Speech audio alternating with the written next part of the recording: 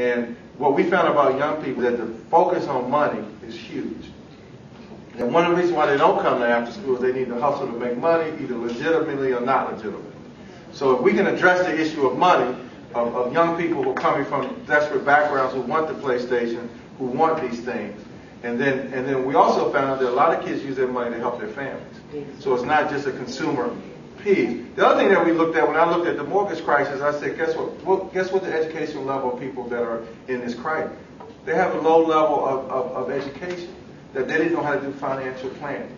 And so we using money to do that, we've opened up bank accounts, and first time kids have ever had, families ever had a bank account. And so we're looking at out-the-box strategies, dealing with the school reform model, dealing with a city that's failing, and then using our time that we have. And the last thing that we do, which I think is critically important, we have a comprehensive 8 to 12 hour a day summer program. Every kid in the District of Columbia, if they want to go to the summer program, we provide 8 to 10 hours of our support for them in the summer at a tune of about $6.5 to $7 million. Summer learning loss, take a look at the Hopkins report. Urban kids, summer learning loss, they lose 3 to 6 months of learning when they're not engaged in any activity in the summer. It's the most important part of a kid's academic career is the summer. So those are the things that we're doing, and we own that time. So we take that time and we use it very well. All right. I'd like to know, given what we've heard, and Greg has mentioned some dollar figures, some money, and Arches in St. Louis for Kids have put together ASAP. And how are we going in our community? What strategies should we be using in order to increase the investment in after school? Before I ask that, let me ask another question. And that question is about public awareness. What does the after school community need to do in order to increase awareness about the things that you have talked about? Because I don't think it's well known beyond the after school people what the value of after school is. What are your ideas about what we need to do at the state and local level to increase awareness about the importance of after school for young people?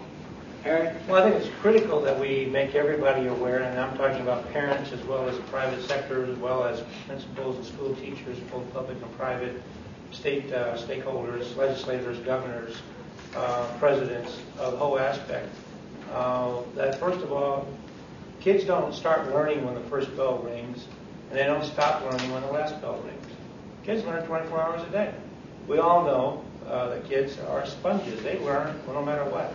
And sometimes they learn the things we don't want them to learn because they're in unsupervised, unsafe areas. And that's why after school is so important. It provides a caring, nurturing system where kids can survive, where kids can develop, where kids can develop social skills that they can't normally get in other sessions.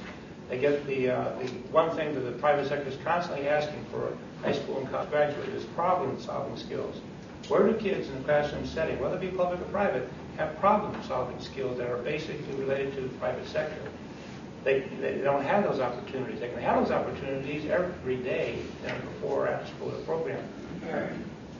What are we going to do? How are we going to what are you going to do? What's your organization going to do to let the public know what you just said? How are we going to communicate that out there? Well, first of all, we'll have to make a lot of visits to a lot of organizations and things to talk to people, whether they want to listen to us or not.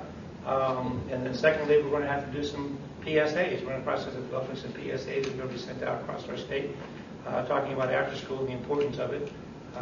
We're going to be able to, you have to do it from ground level and work your way up. There's a lot of activities that are already in place that we can take advantage of.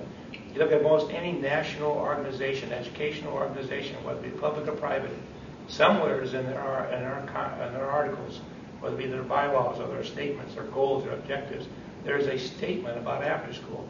Everybody realizes the importance of it. The problem is that they don't want to take on that additional burden. I'm already superintendent of 1,200 kids. I got building principals, I got this, I got parents. And to ask me to take on after school is not necessarily a job that I really have.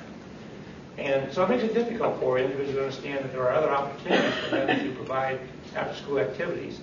And the other thing is that we need to get people to understand is that too often when we start talking about after school, particularly with the private sector and the funding, the stakeholders at the state level,